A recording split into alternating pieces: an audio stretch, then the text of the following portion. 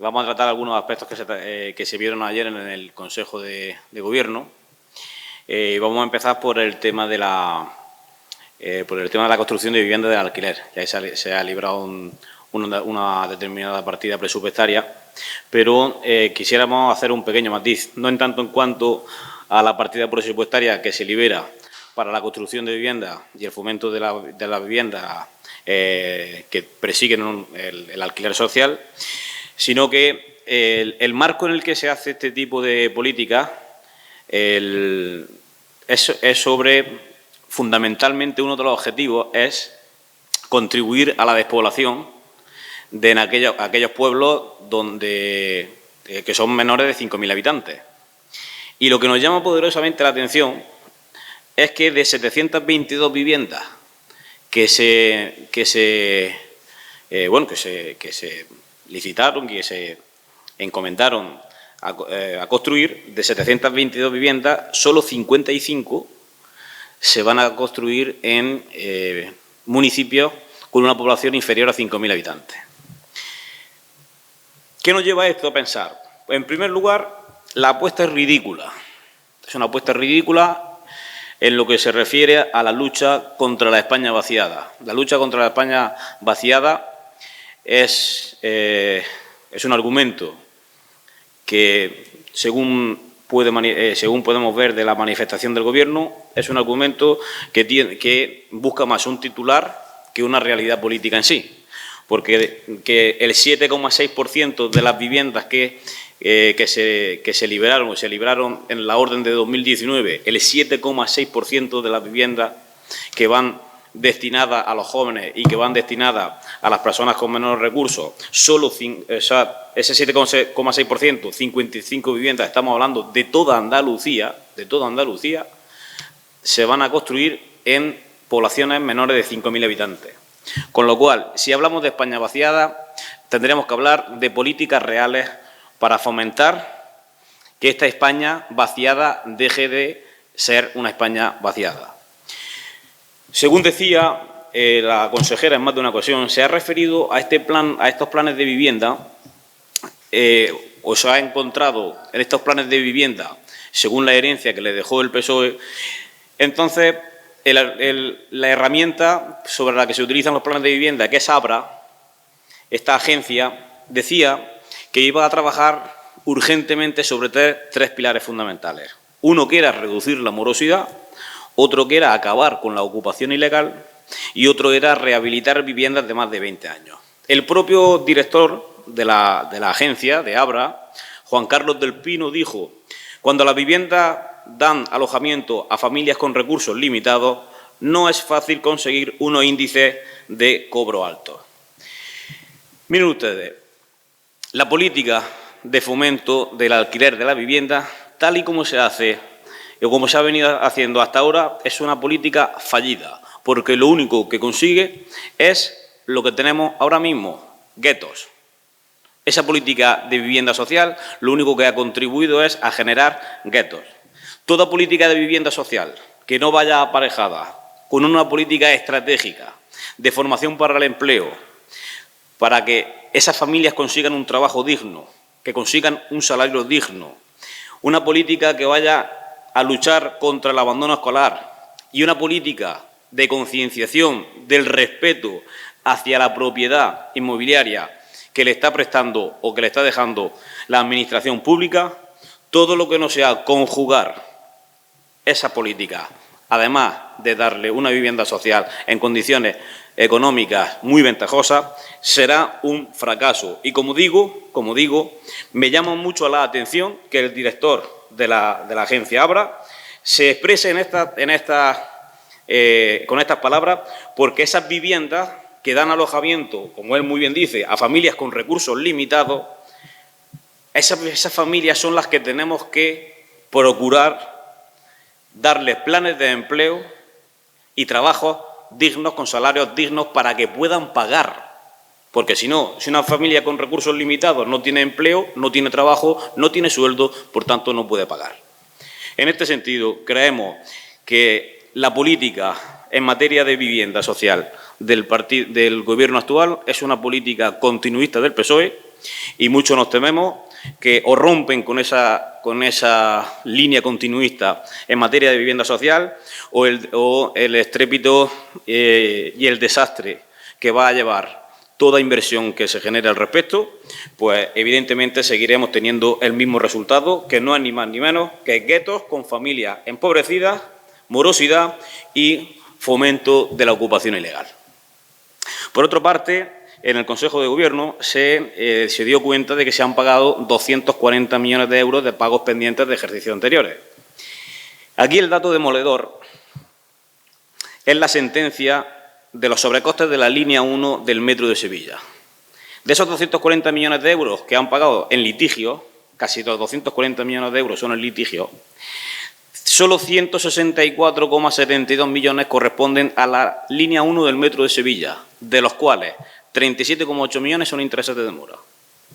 El coste total de la obra de la línea 1 del Metro de Sevilla ha supuesto 890 millones de euros. Repito, 890 millones de euros. Esto no sabemos si es mucho o es poco, si no lo utilizamos en términos comparativos.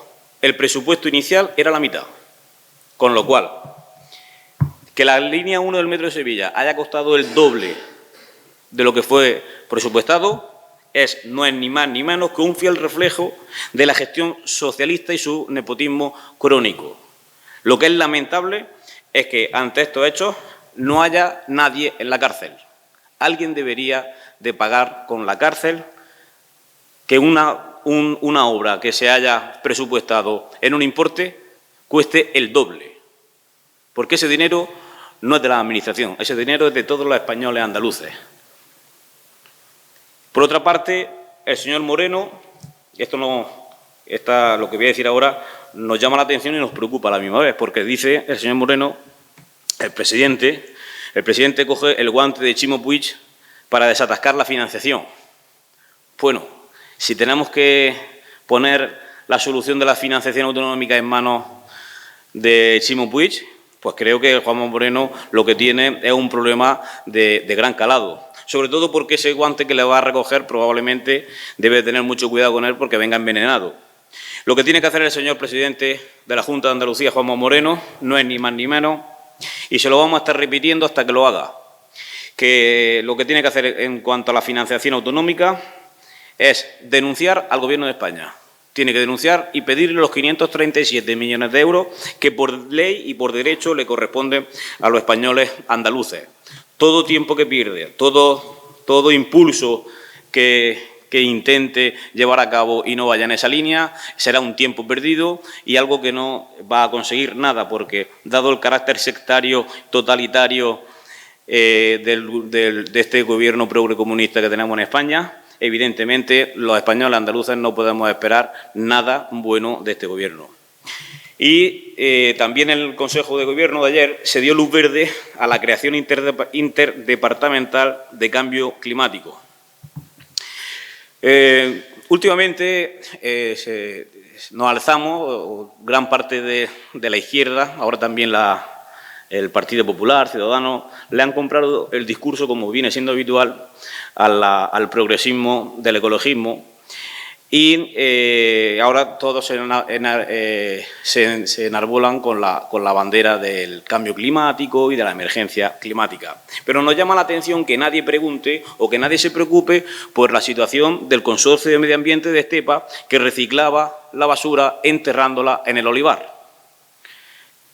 Y ese cambio climático, esa preocupación por el cambio climático, viene impulsada por un gobierno socialista, concretamente por el señor Chávez, que fue el que puso en práctica, el que se preocupó por poner en marcha este consorcio de medio ambiente en Estepa. Bien, pues este consorcio ha recibido del erario público subvenciones de más de 1 millón de euros y actualmente tiene un préstamo reintegrable de 500.000 euros.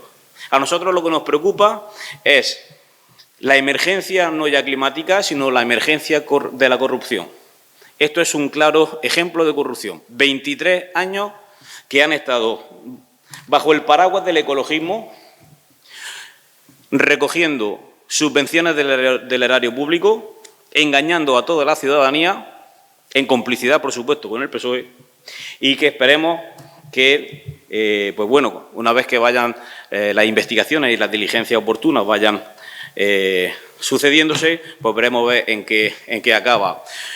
En conclusión, menos golpes de pecho con el cambio climático y más reciclaje verdadero. De nada sirve que uno recicle en su casa, que las familias reciclen en su casa, para que cuando lleguen al consorcio todo se haga una molienda y se entierre en un olivar. De nada sirve. Y por último, pues nada, hacer un pequeño apunte acerca de unas declaraciones que ha hecho Mario Jiménez, en el que dice que el señor Moreno lo ve como un andalucista de pacotilla que gobierna con el franquismo político. Pues nos hemos quedado estupefactos, porque no sabíamos que Ciudadanos practicaba el franquismo político. Porque que sepamos, el presidente Moreno con el que gobierna es con Ciudadanos. Pues si el Ciudadano está practicando un franquismo, está llevando a cabo una estrategia política que denomina a Mario Jiménez como franquismo político, pues bueno, lo que nos ha quedado es una cara de asombro estrepitosa. Quizás Jiménez lo que está es resentido por el ninguneo de Susana Díaz y lo que está haciendo son oposiciones para intentar fichar por Sánchez, que es lo que le va a este señor, nuestro querido presidente del gobierno traidor, es lo que le va a mover el franquismo allá por donde se acontece. Bueno, pregúntame algo.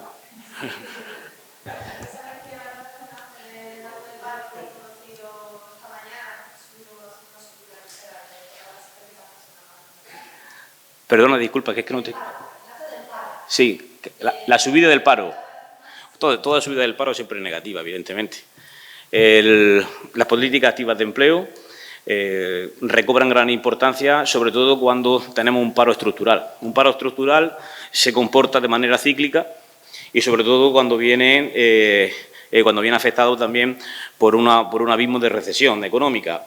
El paro en Andalucía y en España son paros estructurales. En España una baja del 14%, con lo cual pues vemos que hay un problema de políticas de empleo, ni más ni menos. Y es lo que vamos a seguir teniendo siempre y cuando no se coja el toro por los cuernos y no se apliquen políticas activas de empleo que redunden, bueno, en la generación de empleo y, por supuesto, pues que no tengamos que estar siempre con esta misma tendencia.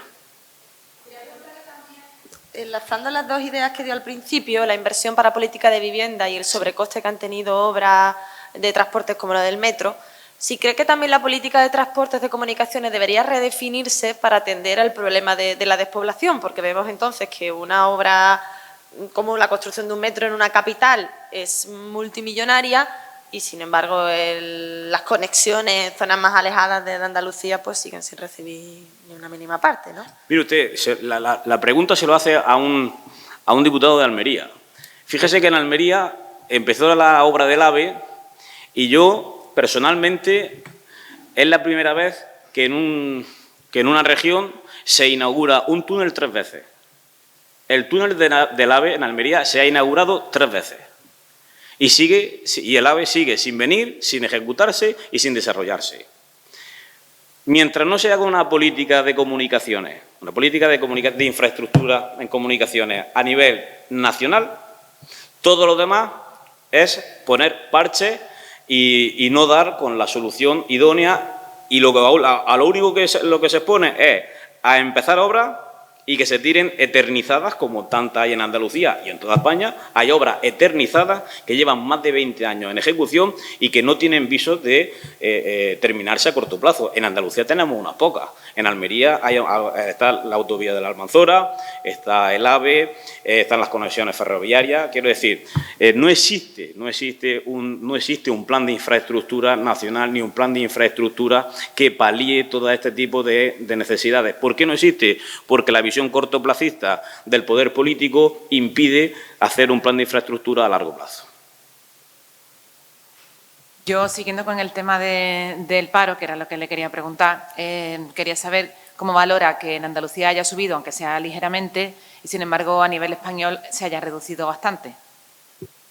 Bueno, puede ser, no creo que sea por un problema político. Seguramente en Andalucía con respecto al resto del país, haya una mayor diferencia en tanto en cuanto el proceso de recolección de la aceituna ya ha terminado y el proceso de recolección de la aceituna pues, ocupa una gran cantidad de trabajadores. Entendemos que es un hecho estacional, es un hecho cíclico, provocado probablemente por la propia producción agrícola.